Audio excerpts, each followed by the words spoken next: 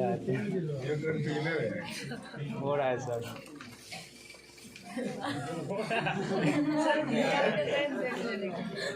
Time चल रहा है सर। जन जन का चेहरा एक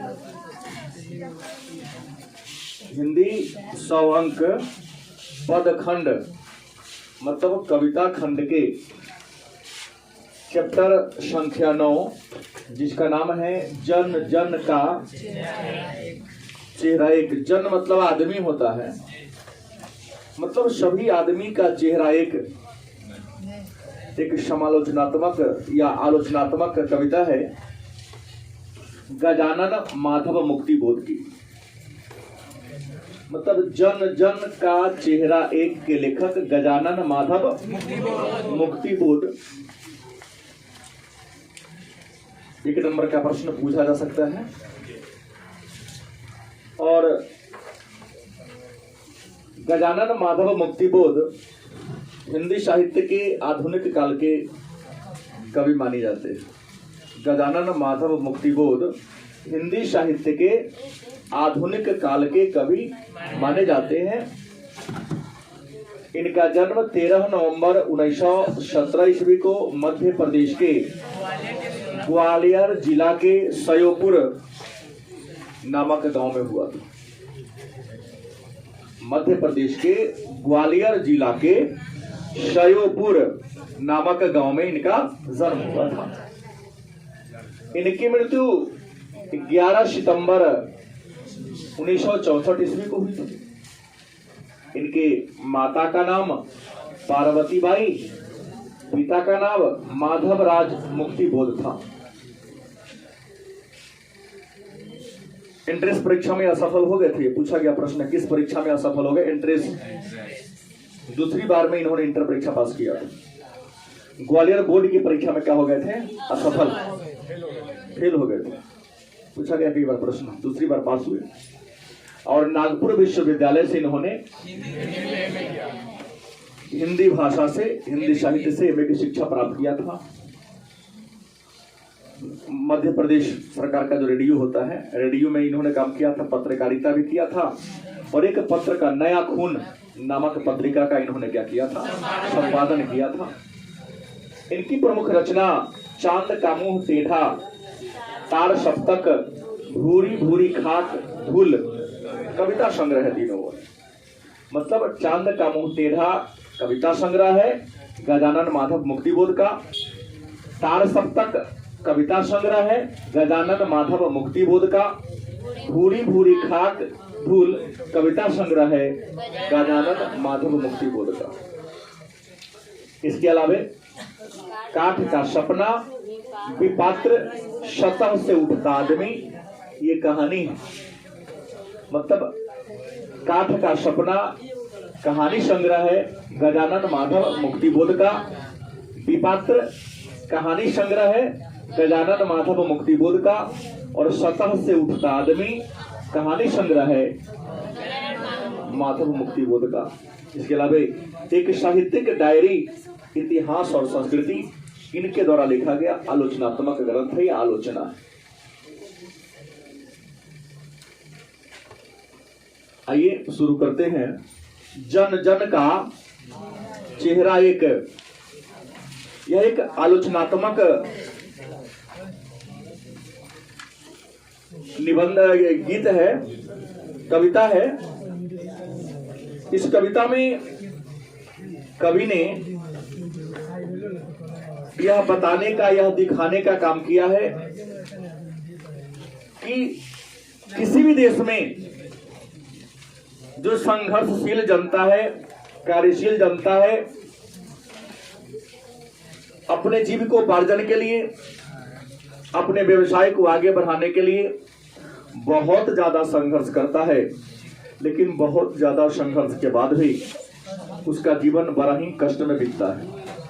और कैसे गरीब लोग, लो मिडिल क्लास के लोग, चाहे वह किसी देश का क्यों न हो, पीड़ित है।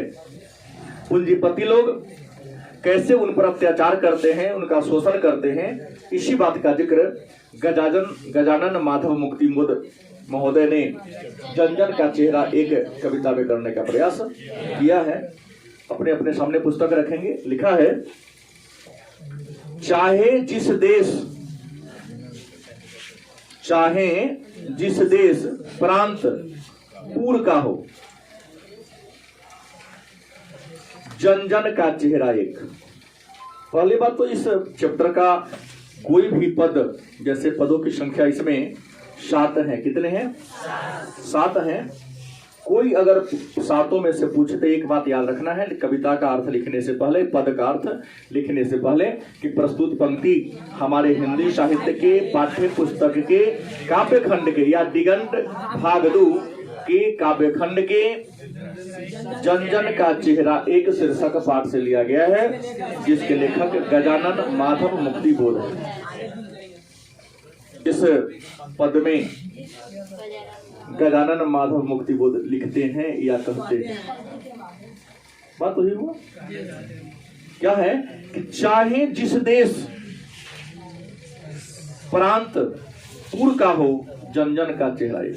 कभी कहते हैं कि इंसान, व्यक्ति किसी भी देश का क्यों न हो, किसी भी राज्य का, और पूर्व माने गांव होता है, चाहे किसी भी गांव का क्यों न हो, सबका चेहरा एक है। एशिया को, यूरोप की, अमेरिका की गलियों की धूप एक। प्रश्न आता है 1 नंबर या 2 नंबर में, कवि ने कहां के गलियों के धूप को एक माना है? एशिया, यूरोप और अमेरिका के। जिस गैलेक्सी में हम लोग रहते हैं, हम सब जिस ब्रह्मांड में रहते हैं, जिस सौर परिवार में रहते हैं, उस सारे सौर परिवार के सदस्यों को प्रकाश सूर्य से मिलता है। कभी कहते हैं कि सूर्य एक ही है। सारे धरती, चाहे 7 महादेशों, सारे महादेश की गलियों में उसी सूर्य का प्रकाश पहुंचता है। तो ये कहता है एशिया को, यूरोप को और अमेरिका की गलियों का धूप एक है, क्योंकि सबको तो एक ही सूर्य का प्रकाश मिलता है।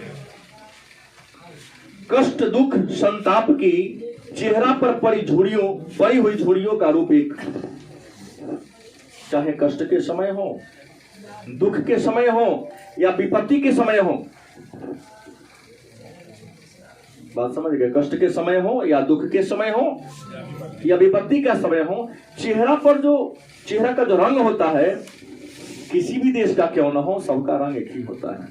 खुशी में चेहरा खिला हुआ होता है, अमेरिका वाला का चेहरा खिलने का तरीका वही होगा, और तकलीफ में, चाहे वह एशिया महादेश का हो, यूरोप महादेश का हो या अमेरिका महादेश का हो, दुख संताप में चेहरा पर झुर्री पड़ जाता है, चेहरा जो लटक जाता है, उदास हो जाता है, वो भी तरीका वही होता है। आप देख के कह सकते हो यह दुखी इंसान है या प्रसन्न इंसान है। वही कवि कहते हैं, कष्ट दुख संताप की चेहरों पर पड़ी झुर्रियां एक, जोश में यों ताकत से बंधी हुई मुट्ठियों का लक्ष्य एक। यदि आप जोश में होते हैं, क्या होते हैं? जोश में होते हैं, ताकत से बंधा हुआ मुट्ठी जो होता है, नहीं हमारे अंदर पावर है, क्षमता है, तो इस समय आपकी जो एक प्रकार का चेहरा दिखाई देता है। तो कवि इसके माध्यम से क्या कहते हैं कि हर देश, हर राज्य, हर गांव का लोगों का चेहरा एक है। एशिया यूरोप और अमेरिका के गली में मिलने वाला धूप क्या है? दुख संताप कष्ट में सबका चेहरा का पर जो झुर्री पड़ जाता है, वो सब क्या है? और जोश के समय जैसा चेहरा मेरा होता है, वैसा सभी लोगों का होता है। बात तो भारी नहीं है। दूसरा पद पर बढ़े। दूसरा कहता है, पृथ्वी के गोल चारों ओर के धरातल पर है जनता का दल एक पक्ष, जलता हुआ लाल की भयानक सितार एक, उदीप्त उसका विकराल सा इशारा एक बात तो याद करना है, इस पद के अर्थ को भी लिखने से पहले आपको तो इतना लिखना ही पड़ेगा कि प्रस्तुत पंक्ति हमारे हिंदी साहित्य के पाठ्य पुस्तक के दिगंत भाग 2 के जंजन का चेहरा एक शीर्षक पाठ से लिया गया है, जिसके लेखक गजानन माधव मुक्तिबोध है। गजानन माधव मुक्तिबोध इस पंक्ति के माध्यम से या इस पद के माध्यम से लिखते हैं, क्या लिखते हैं कि पृथ्वी के गोल चारों ओर के, पृथ्वी के गोल चारों ओर के धरातल पर है जनता का दल, एक पक्ष जलता हुआ लाल की भयानक सितार, एक उद्दीपित उसका विकराल सा इशारा। एक कवि कहते हैं कि हमारी पृथ्वी क्या है, गोल है। इस गोल पृथ्वी के चारों ओर निवास करने वाली समस्त प्राणी क्या है, एक है। वही कहता है पक्ष चाहे जो हो, सबका विचार क्या है, एक है। सबकी भावनाएं क्या है, एक है। सबकी समस्याएं क्या है, क्योंकि सूर्य का लाल प्रकाश यही इशारा करती है कि हमसे ही सब प्रकाशित होता है। तो धरती के चारों ओर, चाहे वह पूर्वी किनारे पर हो या पश्चिमी किनारे पर हो, उत्तरी किनारे पर हो या इस गोल धरातल के चारों ओर जो इंसान बसा हुआ है, समस्त प्राणी क्या है, समान है। सबकी भावनाएं समान है, सबकी समस्याएं समान है। यह बात इस पद के द्वारा आपको समझाने का प्रयास किया है। हाँ, चेहरा वाला गोर होगा, कोई करिया होगा, कोई लंबा होगा, कोई छोटा होगा, नहीं। जैसे मेरा पड़ोसी हमसे जलन करता होगा, हमारा जो पटीदार होगा हमसे जलन करता होगा, गलत किसे? उम्मीद है कि वह ऐसा ही जलन तुम्हारे पड़ोसी का तुम्हारे पिता से होगा, तुम्हारे पटीदार का तुम्हारे पिता से होगा। गलत किसे? तुम आगे बढ़ो, तरक्की करो, तो तुम्हारा भी पड़ोसी वैसे ही चलता है जैसा कि मेरा पड़ोसी चलता है। हाँ, तरीका अलग होगा। उदाहरण बहुत सारे हैं। तीसरा पद है गंगा में, इरावदी में। गंगा एक नदी का नाम है, इरावदी भी एक नदी है, म्यांमार में बहती है। गंगा में, इरावती में, मीनाम में अपार अकुलाती हुई नील नदी, अमेजन नदी, मिसौरी में वेदना से गाती हुई बहती हुई जिंदगी की धारा, एक प्यार का इशारा, एक क्रोध का दुधारा। एक इस पद में कवि ने किन किन नदियों का नाम लिया है, ध्यान रखना। बस सुनने से पूछेगा तो हो गए सर हमको तो याद नहीं है, तो याद रखो 5-6 नदी का नाम है। गंगा, इरावदी, मीनाम, नील, अमेजन, मिसौरी। मिसिसिपी, मिसौरी दक्षिण अमेरिका महादेश की नदी है। बात समझ गए? अमेजन की सहायक नदियां हैं। अमेजन विश्व की सबसे बड़ी नदी है, नील विश्व की सबसे लंबी नदी है, गंगा भारत की सबसे लंबी नदी है, इरावदी म्यांमार की सबसे लंबी नदी है। बड़ा बड़ा नदियों का नाम दिया। वही लिखा कि गंगा में, इरावदी में, मीनाम में अपार अकुलाती, अपार माने बहुत ज्यादा, अकुलाती मतलब धारा जो बहते चलता है उसके बारे में कहता है। नील नदी, अमेजन नदी, मिसौरी में वेदना से गाती हुई बहती हुई जिंदगी की धारा, एक प्यार का इशारा, एक क्रोध का दुधारा। कभी लिखते हैं गजानन माधव मुक्तिबोध लिखते हैं कि गंगा नदी में जो जल का प्रवाह होता है, इरावदी नदी में जल का प्रवाह होता है, मीनाम नदी में, चाहे नील हो, अमेजन हो, मिसौरी हो, इसकी नदी की जो धाराएं जिस वेदना से गाती हुई, जिस चाल से नहीं सरपीली चाल में आगे बढ़ती है, हाँ, उसी प्रकार इंसान का जीवन का धारा चलता है। नदी आगे बढ़ती है तो कहीं पहाड़ आ गया तो रुकावट पैदा हो तो वहां स्थिर हो जाती है, उसके लिए कष्ट के समान है। इंसान भी आगे चलता है तो कोई ना कोई अवरुद्ध खड़ा हो जाता है तो उसे भी क्या होता है, तकलीफ होता है, कष्ट होता है। प्यार का इशारा, एक क्रोध का दुधारा। एक प्रेमी प्रेमिका एक दूसरे से प्यार करते हैं तो चाहे हमारे भारत के हों, यूरोप के हों या अमेरिका के हो या विश्व के किसी भी देश का क्यों न हो, सबके प्यार करने का इशारा, प्यार का इजहार करने का इशारा वही होता है। और क्रोध में जैसे एशिया, अफ्रीका, यूरोप कहीं का क्यों न हो, तो क्रोध के समय उसकी जो संवेदना होती है वो भी एक होती है। चाहे किसी देश का, किसी राज्य का या किसी प्रांत का क्यों है। चौथा पद है पृथ्वी का प्रसार। ध्यान देंगे, पृथ्वी का प्रसार अपनी सेनाओं से किए हुए गिरफ्तार। पृथ्वी के प्रसार का मतलब था पृथ्वी का फैलाव। पृथ्वी के प्रसार का मतलब हो गया पृथ्वी का फैलाव। अपनी सेनाओं से किए हुए गिरफ्तार, गहरी काली छाएं पसार कर खड़े हुए शत्रु के काले से पहाड़ पर, काला काल दुर्ग एक, जन शोषक शत्रु एक, आकाशमयी लाल लाल किरणों से अंधकार चिरता सा मित्र का स्वर्ग एक, जन जन का मित्र एक। कवि कहते हैं कि पृथ्वी का प्रसार अपनी सेनाओं से किए हुए गिरफ्तार, मतलब इस संसार में अनेक प्रकार के दुष्ट लोग हैं। नहीं, उसके दुष्टता की प्रकृति अलग अलग है। वही कवि कहते हैं कि संसार में अनेक प्रकार के दुष्ट लोग हैं और सब अलग अलग तरीका से लोगों पर अत्याचार करते हैं। और ये जो दुष्ट लोग हैं इस पृथ्वी पर काली साया के समान है। ये दुष्ट लोग हैं पृथ्वी पर, लेकिन गहरी काली छाया कि क्या है, समान है। खड़े हुए मानव, मतलब ये मानवता के क्या हैं, शत्रु हैं। किसके शत्रु हैं? क्योंकि जहां मौका मिलता है वहां शोषण कर ही डालते हैं उसके साथ। नहीं, अब कहते कि मैं शोषण तो नहीं होता हूं। चाहे वह मोबाइल देख लो, मोबाइल कंपनी हो और टेलीविजन वाला हो, 28 दिन का महीना बना दिया, तुमको गुलाम बना लिया है अपना, सिद्ध कर दिया ना। एक वर्ष में 13 महीना होते हैं और सरकार हमारी कैसी बेहुदी है, उसकी पता नहीं चलता है कि सदियों से एक महीना बराबर 30 दिन गिनते आ रहे हैं, एक वर्ष बराबर 12 महीना गिनते आ रहे हैं, लेकिन शोषण करने का तरीका ये कर दिया।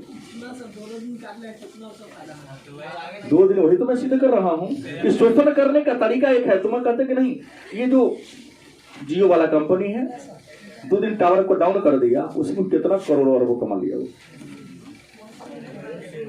क्या गलत बोल रहा है?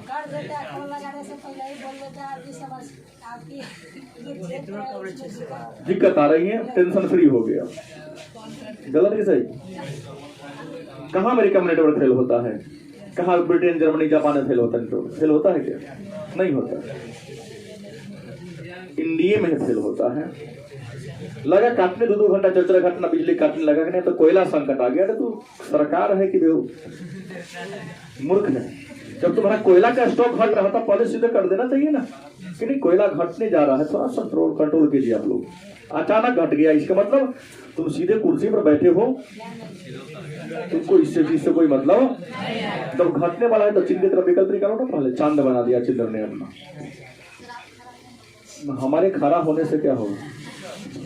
जिसको हमने अपना प्रतिनिधि बनाया, हमारी समस्या से उसको अवगत होना। हमारे पास कितने संसाधन हैं।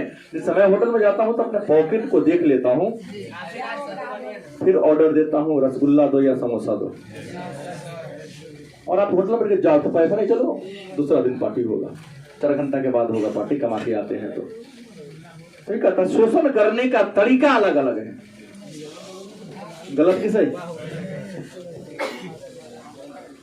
आशामयी लाल लाल किरणों से अंधकार, आशामयी लाल लाल किरणों से अंधकार चीरता समुद्र का स्वर्ग एक। लेकिन शोषण के बीच भी एक आशा होता है हमारे पास। जैसे रात्रि हुई तो सुबह होगा, और जब सुबह होगी तो सूर्य की लाल लाल किरण आएगी, तो धरती पर जो अंधकार है वह क्या हो जाएगा? दूर हो जाएगा। वैसे जीवन में दुख है तो गरीब लोग इसी आशा में जी लेते हैं हर देश का कि चलो रात है तो दिन हुआ, तो जीवन में दुख आया है, सुख आएगा। जैसे अंधकार के बाद प्रकाश आता है, वैसे जीवन में दुख के बाद क्या आएगा? सुख आएगा। 5वां पद है विराट प्रकाश एक, क्रांति की ज्वाला एक, विराट माने क्या होता है? बड़ा, विशाल, भव्य। विराट प्रकाश एक, क्रांति की ज्वाला एक। नहीं, दुख होता है तो आप एकत्रित होकर, संगठित होकर सरकार के विरुद्ध आक्रोश व्यक्त करते हैं। तो कहता है विराट प्रकाश एक, क्रांति की ज्वाला एक। देश कोनो हो लेकिन क्रांति की ज्वाला एक समान होती है। चाहे वो 1776 की अमेरिकी स्वतंत्रता संग्राम हो, 1911 की चीनी क्रांति हो, 1917 की रूसी क्रांति हो, या 1857 का सिपाही विद्रोह हो, क्रांति की ज्वाला एक समान होती है। गलत कि सही? धड़कते वक्षों में सत्य की उजाला एक। हृदय धड़कता है। याद रखिएगा, जो अच्छे लोग पहचान लेते हैं कौन झूठ बोल रहा है, कौन सच बोल रहा है। सीना धड़कता है, झूठा का भी सच्चा का भी, लेकिन सत्य के धड़कने का तरीका अलग होता है और झूठा के वक्ष माने हृदय के धड़कने का तरीका, वेदना क्या होता है, अलग होता है। वो लिखता है धड़कते वक्षों में सत्य की ज्वाला एक। जो सच्चाई पर होगा उसके धड़कने का तरीका क्या होगा? एक होगा। और जो गलत रास्ता पर होगा उसका धड़कने का तरीका क्या होगा? अलग होगा। लाखों लाख पैरों में, पैरों की मोच में वेदना का तारीख। किसी के पैर में यदि मोच पड़ जाए तो मोच पड़ने पर जो दर्द हमारा होता है, सामने वाला को भी क्या होगा? उसी प्रकार का क्या होगा? दर्द होगा। हिये में हिम्मत का सितारा एक। आपके हृदय में जो हिम्मतवर होगा ना, तो आपके हिये में मतलब हृदय में हिम्मत का सितारा एक। जैसा हिम्मत हमारा है वैसा उसका भी होगा, चाहे जिस देश प्रांत या कुल का हो, जन जन का चेहरा एक। छठा पद है एशिया के, यूरोप के, अमेरिका के भिन्न भिन्न वास स्थान, भौगोलिक ऐतिहासिक बंधनों के बावजूद सभी ओर हिंदुस्तान, सभी ओर हिंदुस्तान, सभी ओर बहने हैं, सभी ओर भाई हैं, सभी ओर कन्हैया ने गाये चराई हैं। जिंदगी की मस्ती की अकुलाती घोर एक, बंसी की धुन सभी और एक। कवि गजानन माधव मुक्तिबोध यहाँ पर भारत की प्रशंसा किया है और लिखा है कि एशिया, यूरोप और अमेरिका अलग अलग हैं, तो सबकी संस्कृतियां भी क्या है? अलग अलग है। एशिया की संस्कृति अलग है, यूरोप की संस्कृति अलग है, अमेरिका की संस्कृति अलग है। भौगोलिक ऐतिहासिक बंधनों के बावजूद, भौगोलिक विभिन्नता है, ऐतिहासिक विभिन्नता है, क्योंकि अमेरिका का इतिहास अलग है, भारत का इतिहास और यूरोप के लोगों का इतिहास क्या है? अलग है। लेकिन याद रखेंगे सभी और हिंदुस्तान, सभी और क्या है? क्योंकि विश्व के मानचित्र पर अगर किसी देश का सबसे ज्यादा प्रभाव है तो वह हिंदुस्तान का है, क्योंकि हिंदुस्तान भूमि ही ऐसी है। यह कृष्ण की भूमि है, यह राम की भूमि है, यह परशुराम की भूमि है, यह बुद्ध की भूमि है, यह महावीर की भूमि है। वही लिखा कि सभी और हिंदुस्तान, सभी और हिंदुस्तान, सभी और बहने हैं। यहाँ सब में बहन और भाई, जैसे दाऊ सरस्वती शिशु मंदिर में पढ़ना, वहां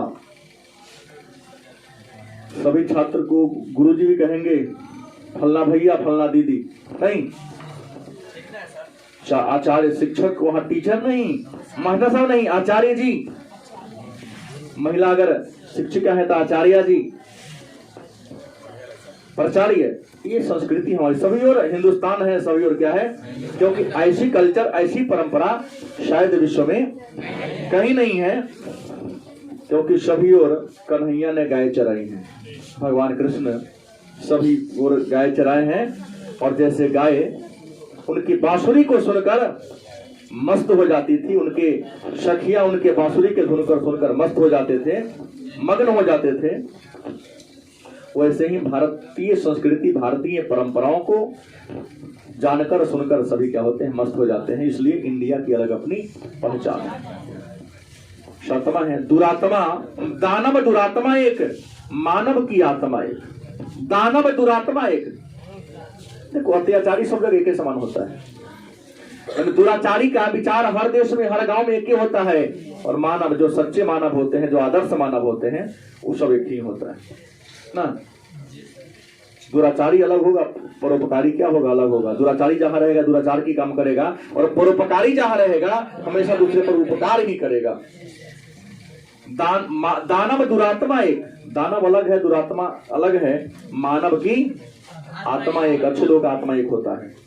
शोषक और खूनी और चोर एक। शोषक का जैसा विचार होगा जो किसी पर अत्याचार करता है, खूनी जो किसी का मर्डर करता है, और चोर सब एक ही होता है, चाहे वो कौन देश का क्यों ना हो, वो सब तुरंत सेटिंग कर लेता है। दिल्ली से एक आदमी अपने पॉकेट में 1 लाख रुपया लेके चल रहा है, कोई पॉकेट मार चोरवा सेटिंग कर लिया, लेकिन हाथ उसको नहीं लगा, पहले क्या करेगा, जा रहा हूँ समझ की सब बात के दे दीजिए।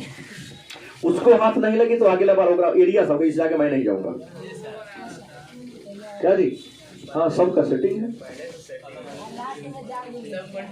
सब कॉन्टेक्ट रहता है। लास्ट में जाकर मान लो सीतामढ़ी को उसका पॉकेट मार दिया तो सबका हिसाब देगा, तू हमको कहा था कांटेक्ट करके, चलो इसमें हम इतना मारे तो हम तो बेसी मेहनत किए हैं, पकड़ाते तो हम कुटाते नहीं। हाँ, तो हम 30% लेंगे, आप उधर 70% में प्रशासन से लेकर तू अपना सेटिंग कर लो। सेटिंग तो सबका है ना, तो उसकी औकात है कर लेने का, हम मिलता है। सही बोल रहे हो, तो चोरी हो जाएगी, सवाल ही नहीं उठता है। यहाँ तो हमारे गुप्तेश्वर पांडे थे, शिवहर जिला है बगल में, वहाँ के कोई दरोगा जी थे, नाम याद नहीं आ रहा, पेपर में निकला था, तो रिकॉर्डिंग किसी ने कर लिया कि डकैती करना है, 10 रुपया हम कमीशन दो, जाओ किसी घर में डकैती कर लो, तुम चल जाओगे तो मैं आऊंगा। वायरल हो गया, गुप्तेश्वर पांडे आए, अभी तो पद पर से हट गए हैं, तुरंत एक्शन लिया उन्होंने, उसको पद पर से बर्खास्त किया, कहा कि तुमको सुरक्षा के लिए रखा गया है, छुट्टा चोरी कराने के एग्रीमेंट लेवाता है, चोर सबसे सेटिंग कर लिया था। जन जन के शीर्ष पर शोषण का खड्ग अति घोर एक, दुनिया के हिस्सों में चारों ओर जन जन का युद्ध एक। दुनिया के किसी भी हिस्सा में जो संघर्ष करने वाले, मेहनत करने वाले, सबका चेहरा क्या है, एक है।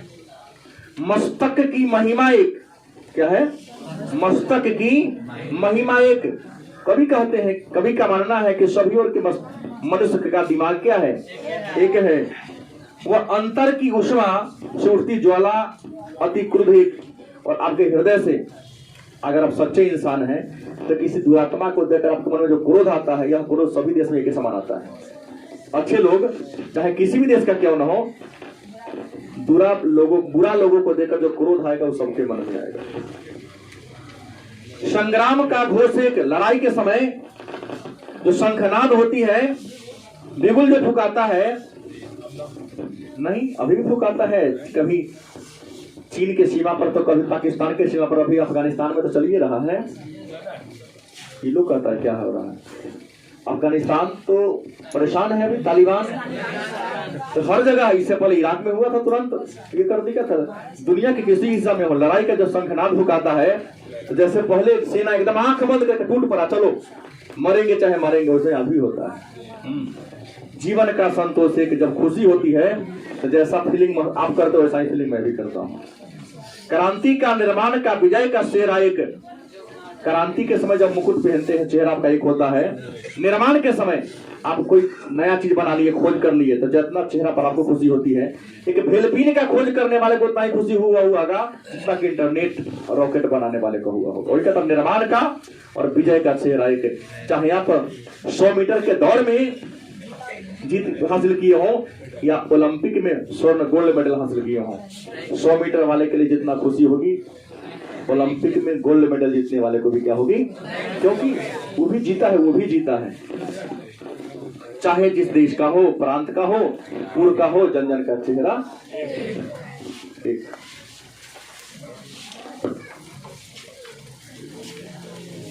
एक बात ध्यान रखेंगे, अटेंडेंस तो बना रहा हूं।